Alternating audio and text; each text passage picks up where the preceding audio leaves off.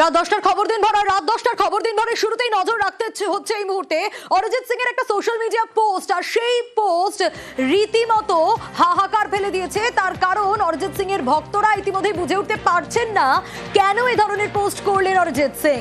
সিনেমার সুরেলা সফরে কি তাহলে ইতি? কারণ অরিজিৎ সিং এই পোস্টে লিখেছেন যে তিনি প্লেব্যাক ছাড়লেন, তাল কাটলো অরিজিতের পোস্টে। শ্রোতাদের ধন্যবাদ জানিয়েছেন, প্লেব্যাককে বিদায়ও জানিয়েছেন অরিজিৎ সিং। আর সোশ্যাল মিডিয়ায় পোস্ট করেছেন জনপ্রিয় গায়ক। আর তার এই পোস্টে হতাশ অনুরাগীরা। অরিজিতের পোস্টেই কোথাও গিয়ে তাল কাটলো, কারণ তার ভক্তকুল, তার শ্রোতারা রীতিমতো বুঝে উঠতে পারছেন না যে কি কারণে প্লেব্যাক থেকে বিদায় নিলেন অরিজিৎ সিং, কি কারণে অরিজিৎ সিং এর এরকম একটা পোস্ট। এবং আজ এই পোস্ট করার পরই হু হু করে এই পোস্ট ভাইরাল হয়ে যায়, ঝড়ের গতিতে এই পোস্ট শেয়ার হতে শুরু করে। আর একটু দেখাই যে অরিজিৎ সিং ঠিক কি লিখেছেন। তিনি লিখেছেন, এত বছর ধরে ভালোবাসার জন্য শ্রোতাদের ধন্যবাদ। প্লেব্যাক শিল্পী হিসেবে নতুন কোনো কাজ নিচ্ছি না। শুধু তাই নয়, এর পাশাপাশি অরিজিৎ সিং আরও লিখেছেন সোশ্যাল মিডিয়ায়, লিখেছেন এখানেই শেষ করছি, অসাধারণ সফর ছিল। এবং অরিজিৎ সিং এর এই সোশ্যাল মিডিয়া পোস্ট ঘিরে ইতিমধ্যেই আলোচনা শুরু হয়ে গেছে। তিনি আরও লিখেছেন, এত বছর ধরে ভালোবাসার জন্য শ্রোতাদের ধন্যবাদ। প্লেব্যাক শিল্পী হিসেবে নতুন কোনো কাজ নিচ্ছি না, এখানেই শেষ করছি, অসাধারণ সফর ছিল। তার শ্রোতাদের ধন্যবাদও জানিয়েছেন। কিন্তু যে প্রশ্ন বারবার করে ঘোরাফেরা করছে, কেন এরকম একটা পোস্ট করলেন অরিজিৎ সিং? মানুষ রয়েছে আরো ডিটেইল এই বিষয়ে জানাতে পারবে। মানুষ, এই সিদ্ধান্তের কারণ কি? দেখো, তুমি যেমনটা বলছিলে যে অরিজিৎ সিং এর এই পোস্টের ফলেই কিন্তু সমস্ত কিছু তাল বেতাল হয়ে গিয়েছে, একদমই সঠিক। কারণ অরিজিৎ সিং এর যে অগণিত শ্রোতা ভক্তরা রয়েছে সেটা নতুন করে বলার অপেক্ষা রাখে না। এবং ফিল্মে অর্থাৎ ছবিতে আর প্লেব্যাক সিঙ্গার হিসেবে অরিজিৎ সিং আর কোনো গান গাইবেন না, অর্থাৎ কোনো হিরোর লিপে কিন্তু আর অরিজিৎ সিং গান শোনা যাবে না। এই বড় ঘোষণা কিন্তু অরিজিৎ সিং আজকে তার বিভিন্ন সোশ্যাল হ্যান্ডেল থেকে পোস্ট করে পরিষ্কার করে দিয়েছেন। তুমি যে কারণটা নেপথ্যে জানতে চাইছিলে, সেক্ষেত্রে বলবো যে বেশ কিছুদিন ধরে কিন্তু তিনি আভাস দিচ্ছিলেন যে তিনি প্লেব্যাক সিঙ্গিং নিয়ে কিন্তু কোথাও মানে একঘেয়েমি চলে এসেছে, তার বোর হয়ে গেছেন। তিনি মেনশন করেছেন যে প্লেব্যাক সিঙ্গিং এ তিনি নতুনত্ব কিছু পাচ্ছেন না, নতুন কিছু করতে চাইছেন। এবং সেই নতুন কিছুটা কি হতে পারে সেই চমক তো অবশ্যই অপেক্ষা করছে, এবং অরিজিৎ সিং নিজেই হয়তো সেটার ঘোষণা করবেন। তবে তিনি কিন্তু আর প্লেব্যাক সিঙ্গার হিসেবে পারফর্ম করবেন না, তিনি মঞ্চে পারফর্ম করবেন। তিনি নিজের সিঙ্গার, নিজের গান রেকর্ড করবেন, তিনি হয়তো সুর করবেন, তিনি সিনেমায় সুরও দিতে পারেন, কিন্তু নিজে গাইবেন না। এবং তার পরবর্তী জেনারেশন এবং তার যে সমস্ত অসংখ্য ছাত্রছাত্রীরা রয়েছে তাদেরকে বা তাদের মধ্যে দিয়ে হয়তো তার এই সাংগীতিক চর্চা চালিয়ে যাবেন। কিন্তু সিনেমায় কিন্তু অরিজিৎ সিং এর গান শোনা যাবে না, আপাতত তো এটাই ঘোষণা। এবং তার ও সেটাই বলছে। এবং তুমি যেটা বললে শুরু থেকেই যে তিনি নতুন বছরের শুভেচ্ছা জানিয়ে তার অসংখ্য অনুরাগী ভক্তদের, ইতিমধ্যে আমরা যোগাযোগ করতে পেরেছি। আমাদের সঙ্গে রয়েছেন ইতিমধ্যে সঙ্গীত শিল্পী ইমন। ইমন, আপনাকে স্বাগত জানাবো নিউজ 18 বাংলায়। স্টুডিও থেকে সোনিয়া রয়েছে, আপনার সঙ্গে কথা বলছি। একেবারে জনপ্রিয়তার শীর্ষে রয়েছেন এই মুহূর্তে অরিজিৎ সিং, আর সেখান থেকে আর প্লেব্যাক করবেন না, তার এরকম একটা সিদ্ধান্ত। একজন সঙ্গীত শিল্পী হিসেবে আপনি এই বিষয়টাকে কিভাবে দেখছেন? দেখুন, আমি একজন সঙ্গীত শিল্পী হিসেবে খুব নর্মালি দেখছি। কারণ মিউজিকটা তো শুধু প্লেব্যাক হিসেবে মানুষ করেন না বা ভাবেন না। যখন গান বাজনা করতে শুরু করেন তখন আমি গিয়ে প্লেব্যাক করবো এই স্বপ্নটা সবার থাকে না। সবার স্বপ্নটা থাকে যে আমি গানটা গাইবো, আমি মিউজিকটা করবো। Maybe he has some different plan music নিয়ে, গান বাজনা নিয়ে। আমি সেটা দেখার জন্য অনেক বেশি এক্সাইটেড। তবে এটাও ঠিক, সিনেমার গানে অরিজিতের গলা আমি ভীষণ মিস করবো। কিন্তু এই সিদ্ধান্তকে আমি ভীষণভাবে সাধুবাদ জানাচ্ছি। কারণ যারা ইন্ডিপেন্ডেন্ট কাজ করে, যে ছেলেমেয়েরা সিনেমায় গান গাওয়ার সুযোগ পায় না, তাদের কিন্তু মনোবল অনেকটা বাড়বে বলে আমার বিশ্বাস। ধন্যবাদ জানাবো আপনাকে। এবং অরিজিৎ সিং তিনি কিন্তু তার ভক্তদের এটাও বলেছেন যে তার যে যে কাজগুলো এখনো পর্যন্ত বাকি রয়েছে সেই কাজগুলো কিন্তু তিনি শেষ করবেন, যেমন ব্যাটল অফ গালওয়ান, সেখানে মাতৃভূমি সিনেমা যা বাকি রয়েছে। ইতিমধ্যে আমরা যোগাযোগ করতে পেরেছি, আমাদের সঙ্গে সঙ্গীত শিল্পী লোপামুদ্রা রয়েছেন। আপনাকে স্বাগত জানাবো নিউজ 18 বাংলা স্টুডিও থেকে। সোনিয়া কথা বলছি। অরিজিৎ সিং এর এরকম একটা সিদ্ধান্ত, মানে 8 থেকে 80 সকলেই অরিজিৎ সিং এর গান শুনতে ভালোবাসেন, কিন্তু সেখান থেকে আর সিনেমায় তার গান শোনা যাবে না, কিভাবে দেখছেন?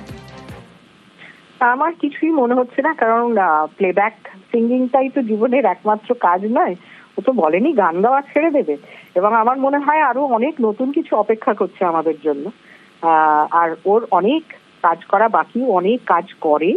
আর একটা আদ্যপান্ত মানুষ এবং একজন শিল্পী, সে এরকম ডিসিশন নিয়েছে নিশ্চয়ই কোনো কিছু পজিটিভ কাজের জন্য। এটা আমি একটুও হতাশ হচ্ছি না, আমার মনে হচ্ছে আরো ইন্টারেস্টিং কোনো কিছু ওর কাছ থেকে পাবো আমরা। এবং সবচেয়ে বড় কথা, আমি একজন ইন্ডিপেন্ডেন্ট গানের শিল্পী, প্লেব্যাক বেশি জোর নেই। এইখানে অনেক মানুষ রয়েছে, অনেক শিল্পী রয়েছে যারা বসে থাকে নিজেদের গানের জন্য।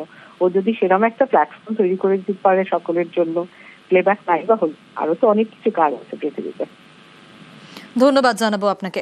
দুবারের জাতীয় পুরস্কার প্রাপ্ত সঙ্গীত শিল্পী এবং আশিকি 2 2013 যখন রিলিজ করে, আর কিউকি তুম হিও, সেই গানটা থেকেই তার খ্যাতি, এবং তারপর আর পিছন ফিরে তাকাতে হয়নি তাকে।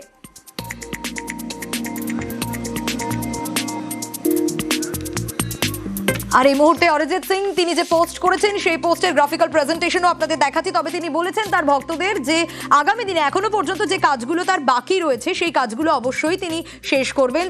কারণ ব্যাটল অফ গালওয়ান, সলমান খানের যে সিনেমা, সেখানে মাতৃভূমি যে গান, সেই গান এছাড়াও আরো বেশ কিছু প্রজেক্ট এই মুহূর্তে তার হাতে রয়েছে। সেই প্রত্যেকটা প্রজেক্ট তিনি শেষ করবেন, তবে নতুন করে আর কোনো প্রজেক্ট তিনি নেবেন না, তবে গানে তিনি থাকবেন, এ কথা বারবার করে তিনি বলে দিয়েছেন। 8 থেকে 80 সকলেই অরিজিৎ সিং এর গান শুনতে ভালোবাসেন। তার অনুরাগীরা ইতিমধ্যেই হতাশ হয়েছেন, কারণ তারা বুঝে উঠতে পারছেন না যে নতুন কোনো সিনেমা রিলিজ মানেই সেখানে অরিজিৎ সিং এর গান থাকবেই। এটা প্রত্যেকটা ভক্তের অরিজিৎ সিং এর আশা থাকে, এবং যে তার একটা গান থাকবেই এবং সেই গান বারবার লুপে চলবে, তার ভক্তরা, তার শ্রোতারা সেই গান শুনবে। কিন্তু এরপর কোনো সিনেমা রিলিজ হবে এবং সেই জায়গা থেকে আর অরিজিৎ সিং এর গান থাকবে না, প্লেব্যাক করবেন না তিনি। এ সত্যিই তার ভক্তকুল কোথাও গিয়ে হতাশার মধ্যেই রয়েছে।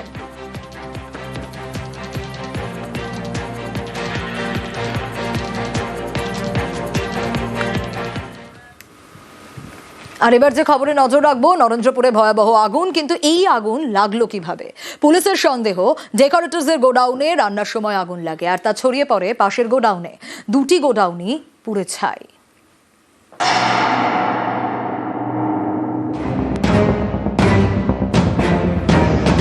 পাশাপাশি দুটো গোডাউন। রবিবার গভীর রাতে নরেন্দ্রপুরের নাজিরাবাদে এই দুটো গোডাউনে বিধ্বংসী আগুন।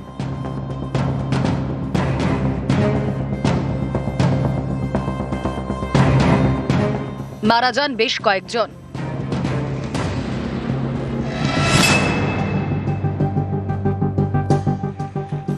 এই আগুন লাগলো কিভাবে?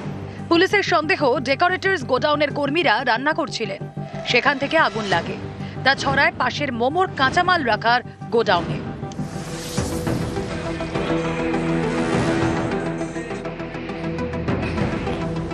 ডেকোরেটরসের গোডাউনে ছিল প্রচুর দাহ্য বস্তু, কাঠ, থার্মোকল, প্লাস্টিক।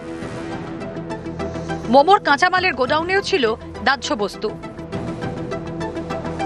প্লাস্টিক, খাবার প্যাকিং এর ফয়েল, কোল্ড ড্রিঙ্কস এর বোতল। এত দাহ্য বস্তু, কিন্তু আগুন নেভানোর কোনো ব্যবস্থা নেই। 2টি গোডাউনের একটিতেও ছিল না, ফলে আগুন বিধ্বংসী চেহারা নেয়।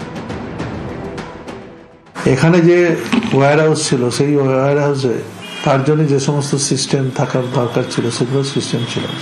এখন ওরা বলছে কয়েকটা ফায়ার এক্সটিংগুইশার নাকি ছিল, সেটা আমরা তাও তো আমার চোখে পড়েনি। কিছু মানুষের প্রবণতা থাকে আইন ভেঙে কি করে কাজ করে।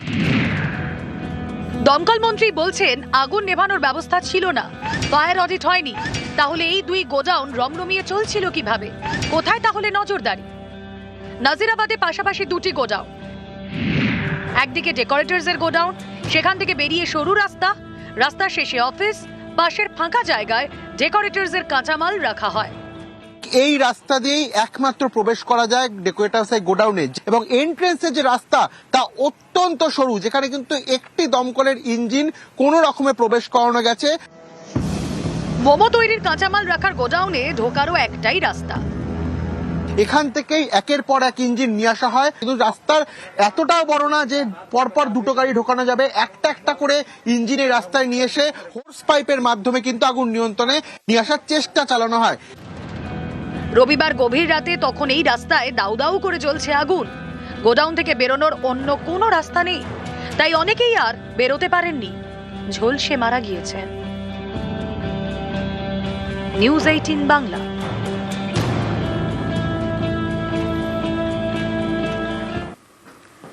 এসআইআর নিয়ে নির্বাচন কমিশনের উপর চাপ বাড়াতে এবার দিল্লিতে মমতা বন্দ্যোপাধ্যায় বুধবার সিঙ্গুরে সভা করেই দিল্লি যাবেন। এসআইআর আতঙ্কে মৃত্যুর অভিযোগে সরব এমন পরিবারের কয়েকজন সদস্যকেও দিল্লি নিয়ে যেতে পারেন মুখ্যমন্ত্রী। ইচ্ছা করে তুমি যার ইচ্ছে ভোট কাটবে করলেন, আমাদের next destination is election commission. চলে করতে হবে, লড়াই করতে হবে, আর যারা যাবে ক্ষমতা আছে আমার সাথে যাবে, কলকাতা থেকে দিল্লি। এসআইআর নিয়ে আন্দোলনের ঝাঁজ বাড়াতে এবার দিল্লি সফরে মমতা বন্দ্যোপাধ্যায়। বুধবার সিঙ্গুরে সভা রয়েছে মমতা বন্দ্যোপাধ্যায়ের। সিঙ্গুরে সভার পর দিল্লির উদ্দেশ্যে রওনা দেবেন। এসআইআর আতঙ্কে মৃত্যুর অভিযোগে সরব এমন পরিবারের কয়েকজন সদস্যকে দিল্লি নিয়ে যেতে পারেন মুখ্যমন্ত্রী। এসআইআর ঘিরে শুরু থেকে নির্বাচন কমিশনের সঙ্গে তৃণমূলের সংঘাত তুঙ্গে। এসআইআরে সাধারণ মানুষের ভোগান্তির অভিযোগ তুলে বারবার সুর চড়িয়েছেন মমতা বন্দ্যোপাধ্যায়। মুখ্য নির্বাচন কমিশনার জ্ঞানেশ কুমারকে 5 বার চিঠি লিখেছেন তিনি। পথেও নেমেছেন তৃণমূলের শীর্ষ নেতৃত্ব। সুপ্রিম কোর্টেও চলছে আইনি যুদ্ধ। এবার এসআইআর এর লড়াই নিয়ে সরাসরি দিল্লিতে মমতা বন্দ্যোপাধ্যায়।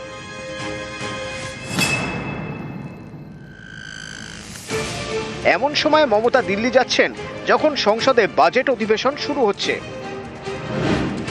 বুধবার থেকে শুরু বাজেট অধিবেশন। অনেকের মতে এবারও এসআইআর ইস্যুতে ঝড় উঠতে পারে সংসদে। দিল্লিতে এসআইআরকে সামনে রেখে বিজেপি বিরোধী জোটে শান দিতে পারেন মমতা বন্দ্যোপাধ্যায়। বৈঠক করতে পারেন বিজেপি বিরোধী দলগুলোর সঙ্গে। তাৎপর্যপূর্ণভাবে মমতা বন্দ্যোপাধ্যায় দিল্লি রওনা হওয়ার আগের দিন মঙ্গলবার নবান্নে তাঁর সঙ্গে বৈঠক করেন সমাজবাদী পার্টির নেতা अखिलेश यादव।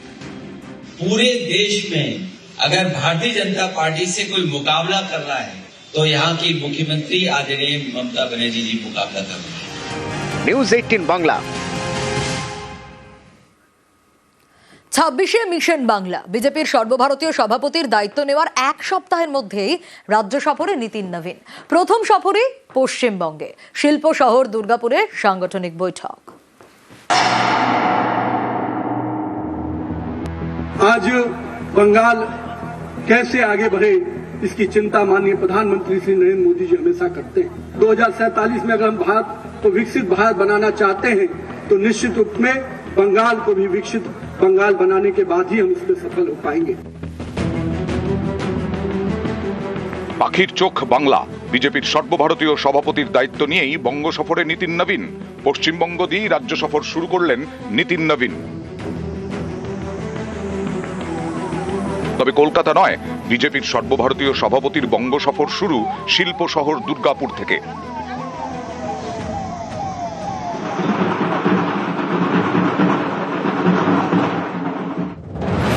মঙ্গলবার দুর্গাপুরের অন্ডাল বিমানবন্দরে নামে নীতিন নবীনের বিমান।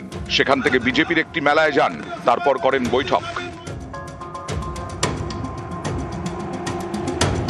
2047 में अगर हम भारत को विकसित भारत बनाना चाहते हैं तो निश्चित रूप में बंगाल को भी विकसित बंगाल बनाने के बाद ही हम इसमें सफल हो पाएंगे। तो कहीं न कहीं बंगाल को विकसित बनाना है तो उसके संस्कृति को, उसके मिट्टी को, उसके कला के क्षेत्र को आगे बढ़ाना होगा। युवाओं को रोजगार के साथ, युवाओं को नए अवसर के साथ आगे बढ़ाएं, साथ ही साथ युवाओं को सही दिशा में लेके चले। মঙ্গলবার রাতে দুর্গাপুরেই রাজ্য বিজেপির কোর কমিটির সঙ্গে বৈঠক নীতিন নবীনের। বুধবার সকালে ভিড়িঙ্গি কালী মন্দিরে পুজো দেবেন, তারপর দুর্গাপুরে কর্মী সম্মেলন। দুপুরে রানীগঞ্জে বৈঠক বিজেপির আসানসোল সাংগঠনিক জেলার কর্মীদের সঙ্গে। দুর্গাপুর, আসানসোল, রানীগঞ্জ চিরদিন হচ্ছে শিল্পের ক্ষেত্র। আজ ধীরে ধীরে ঠান্ডা হয়ে যাচ্ছে, তো সেই জন্য এখান থেকে শিল্পের পুনরুত্থান হোক, এটা আমরা চাই। ছাব্বিশের মহারণের আগে বাংলার মাটির হাল বুঝে নিতে চাইছেন বিজেপির নবীন সভাপতি। রাজ্যের কোন অংশে দলের সংগঠন কেমন, জমি কতটা মজবুত, কোথায় কতটা জোর দেওয়া দরকার, সেই জল মাপতে চাইছেন তিনি।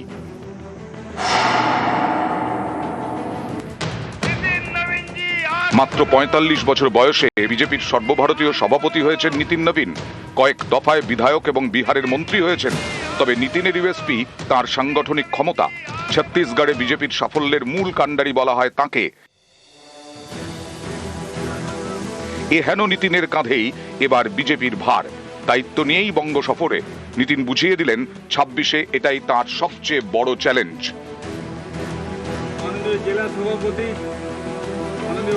নিউজ 18 বাংলা।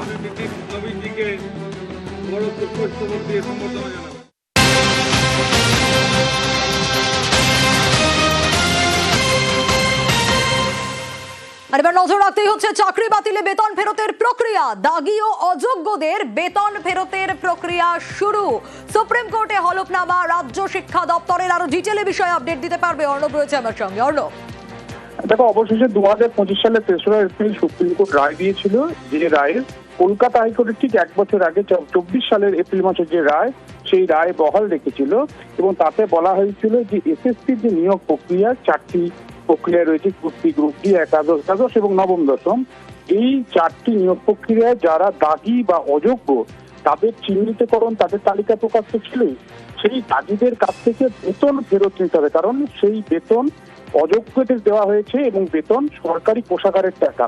এবং সেই বেতন ফেরতের প্রক্রিয়া ইতিমধ্যে রাজ্য সরকার শুরু করেছে। ৩১শে ডিসেম্বর ২০২৫ এই দিন সমস্ত জেলা শাসককে রাজ্যের শিক্ষা দপ্তর থেকে একটি নির্দেশ সেটা পাঠানো হয়েছে। সেখানে সুপ্রিম কোর্টের আদেশ মেনে যাতে এই দাবি যারা চিহ্নিত তাদের কাছ থেকে বেতন ফেরতের প্রক্রিয়াটা সেই জেলার যিনি ডিস্ট্রিক্ট স্কুল ইন্সপেক্টর রয়েছেন তার সঙ্গে একযোগে এই কাজটা করা হয়, সে বিষয়ে পদক্ষেপ করার কাজ শুরু হয়েছে। অর্থাৎ বেতন ফেরতের প্রক্রিয়া রাজ্য সরকার শুরু করেছে, সেটা সুপ্রিম কোর্টে হলফনামা দিয়ে জানিয়ে দিল রাজ্য। এবং কালকে মামলাটি বিচারপতি সঞ্জয় কুমারের বেঞ্চে রয়েছে এবং এই মামলা শুনানি আসার পর সেক্ষেত্রে শীর্ষ আদালতে পরবর্তী পর্যবেক্ষণ দেখার রয়েছে। অন্যদিকে ২১ লক্ষ যে পরীক্ষার্থী ছিল ২০১৬ সালের 4টি নিয়োগ প্রক্রিয়ায়, সেই ২১ লক্ষ পরীক্ষার্থীর ওএমআর প্রকাশ করাও ছিল সুপ্রিম কোর্টের আদেশ, কলকাতা হাইকোর্ট এবং সুপ্রিম কোর্টে। সেক্ষেত্রে যেহেতু বড় একটা নিয়োগ প্রক্রিয়ার মধ্যে রয়েছে এসএসসি, এই মুহূর্তে আমরা জানি প্রায় ৩৬,০০০ নবম দশমের চাকরি এবং একাদশ দ্বাদশ মিলিয়ে ভর্তি গ্রুপ ডি চাকরির প্রক্রিয়া, এইগুলো বাদ দিয়ে এই মুহূর্তে এসএসসির যে ওয়েবসাইট রয়েছে সেই ওয়েবসাইটের যে স্টোরেজ ক্ষমতা বা তার ডিজিটাল ডেটা সংগ্রহের ক্ষমতা, সেগুলোর আপডেট প্রয়োজন এবং সেখানে স্টোরেজ বাড়াতে হবে। তাই সেই কাজটা করার জন্য কিছুটা সময় দরকার। আগে এই নিয়োগ প্রক্রিয়াটা সম্পূর্ণ করার পরই এসএসসি ২১ লক্ষ ওএমআর প্রকাশ নিয়ে তারা পদক্ষেপ করবে। তবে এই আজকে ইতিমধ্যেই যারা লক্ষ্মী টুঙ্গা, যিনি অন্যতম মামলাকারী ছিলেন, তার আইনজীবী ফিরদৌস শামীম বা অন্যদেরকে এই হলফনামা পাঠানো হয়েছে এবং তারা কিন্তু এই হলফনামা বা রাজ্যের পদক্ষেপে তারা কিন্তু অসন্তোষ প্রকাশ করছেন। তারা বলছেন যে রায় এপ্রিল মাসে দেওয়া হয়েছে, এপ্রিল ২০২৫ সালে, কেন ডিসেম্বর মাসে ৩১ তারিখে এতদিন পরে পদক্ষেপ শুরু করা হলো? যদি সেটা তাদের যুক্তি, সুপ্রিম কোর্টে মামলার পরই, সুপ্রিম কোর্টের পর্যবেক্ষণের পরই এই বিষয়টা নিষ্পত্তি হয়তো হতে পারে। তবে এক্ষেত্রে একটা বিষয় স্পষ্ট, ২৬,০০০ চাকরি বাতিলে রাজ্য সরকার পদক্ষেপ করলো এবং যারা অযোগ্য, যারা দাগি বিভিন্ন জেলায় রয়েছেন তাদের কাছ থেকে বেতন ফেরতের প্রক্রিয়া শুরু করলো জেলা শাসকদের মাধ্যমে রাজ্য সরকার। বেশ। রায় ও মার্টিন